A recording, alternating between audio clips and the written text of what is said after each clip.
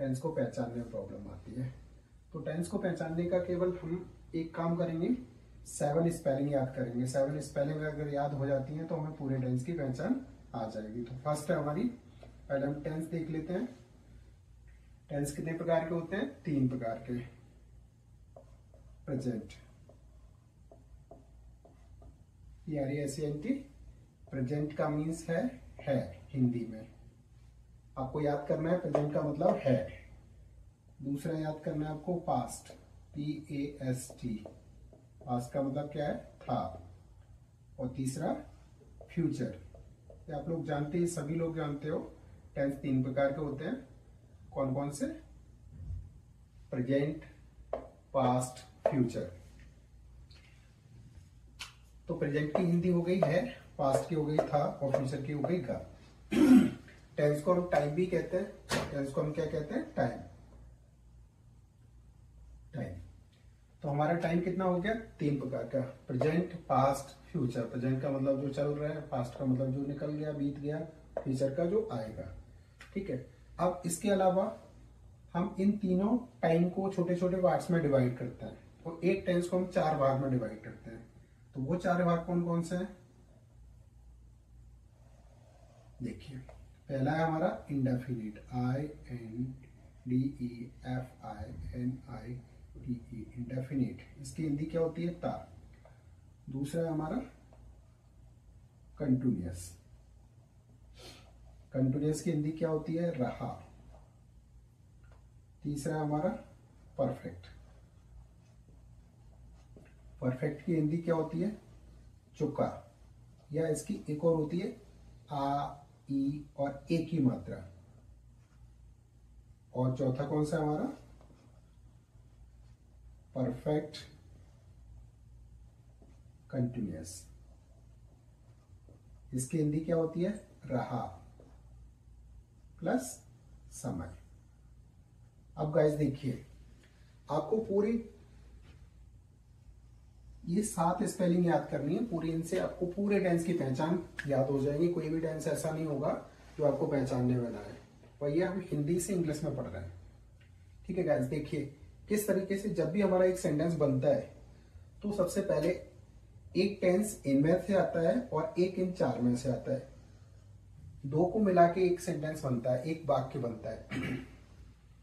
जैसे राम खाना खा चुका था। तो सबसे पहले आपको पीछे से देखना है। कहां से देखना है? पीछे से। था आ रहा है। था कौन से टेंस में आता है? था आता है हमारा पास्ट में। तो टेंस कौन सा हुआ? पास्ट। अब एक इसमें से ले लो, चुका। चुका किस में से आता है? चुका कौन सा है? परफेक्ट। तो कौन सा टेंस हुआ? Past perfect. ठीक है गाइस, अगर यहीं पे अगर हम इसके जगह कुछ और यूज कर देते हैं, इसके जगह यूज कर देते हैं हम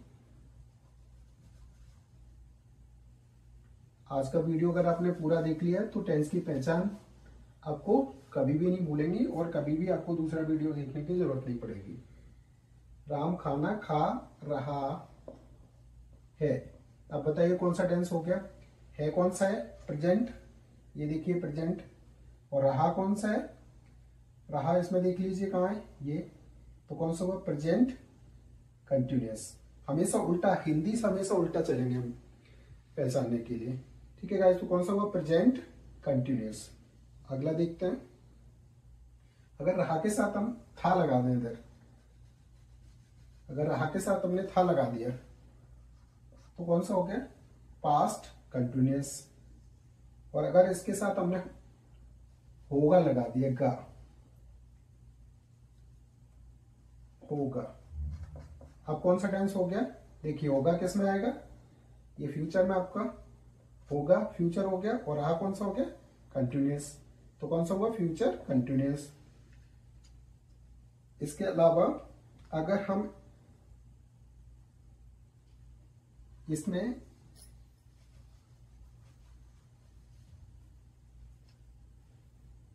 खाता था लगा दें, अब बताइए कौन सा हुआ?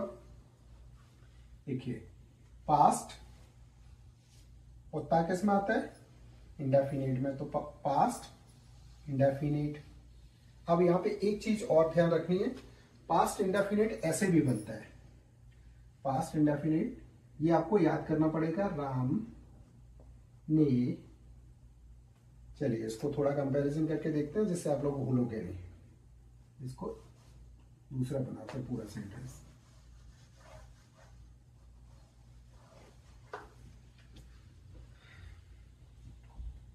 अगर इसको हम ऐसे लिख लें,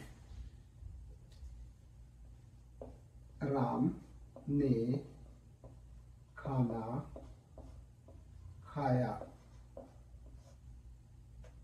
है, तो कौन सा हो गया?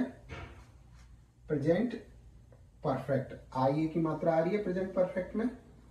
अब इसको ऐसे अगर हम है की जगह था लगा देते हैं, हम है की जगह क्या लगा देते? था। राम ने खाना खाया था। अब कौन सा टेंस हो गया हमारा? देखिए था कौन सा होता है? पास्ट। और आई ए की मात्रा कौन सी होती है? परफेक्ट। तो पास्ट परफेक्ट। इसी की जगह अगर हम लगा दें खाया होगा, खाया होगा, होगा, तो कौन सा हो गया? Future perfect. देखो का किस में आ गया? फ्यूचर में। और ये की मात्रा किस में आ गई? परफेक्ट। लो फ्यूचर परफेक्ट। ठीक है गाइस। अब एक थोड़ा सा यहाँ पे आपको ध्यान रखना है, अगर कोई सेंटेंस ऐसा आ जाए जिसमें ना तो है आ रहा, ना था आ रहा, ना गा आ रहा, केवल आ ई ए की मात्रा आ रही है। क्या आ रही है? आ ई ए की मात्रा। तो वो टेंस केवल पास्ट इंडेफिनिट होगा। जैसे राम ने खाना खाना खाया, तो कौन सा है? Past indefinite. ये आपको याद करना पड़ेगा। अगर कोई भी टेंस आ ई ए पे खत्म हो रहा है, कोई भी टेंस किस पे एंड हो रहा है? आ ई ए पे, तब टेंस बनेगा हमारा पास्ट इंडेफिनिट। कौन सा बनेगा? Past indefinite. देखिए इसको नोट कर लीजिए।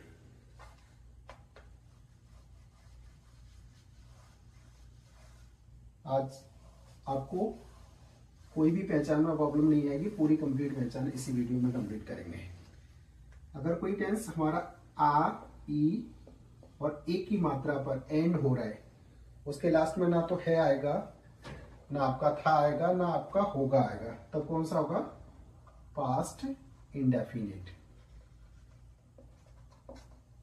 Past indefinite. ठीक है गाइस। दूसरी पहचान,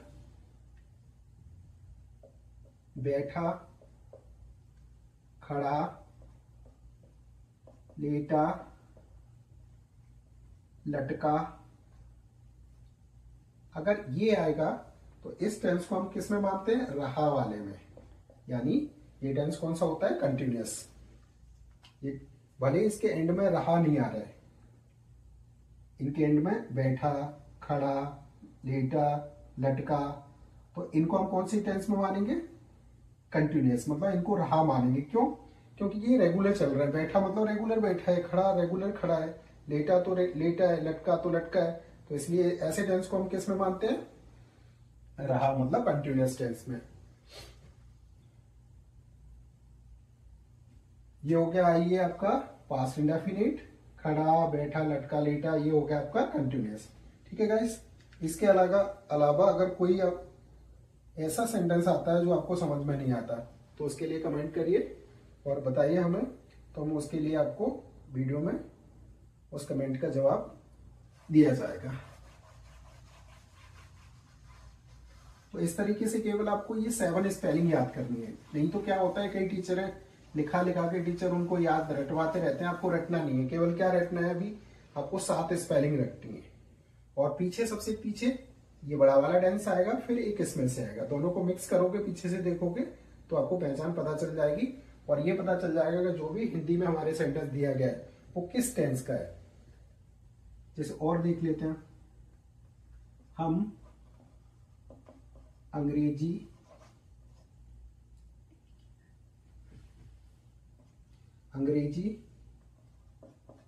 बोल रहे थे, हम अंग्रेजी बोल रहे थे। तो था कौन सा आ गया, पास्ट आ गया हमारा।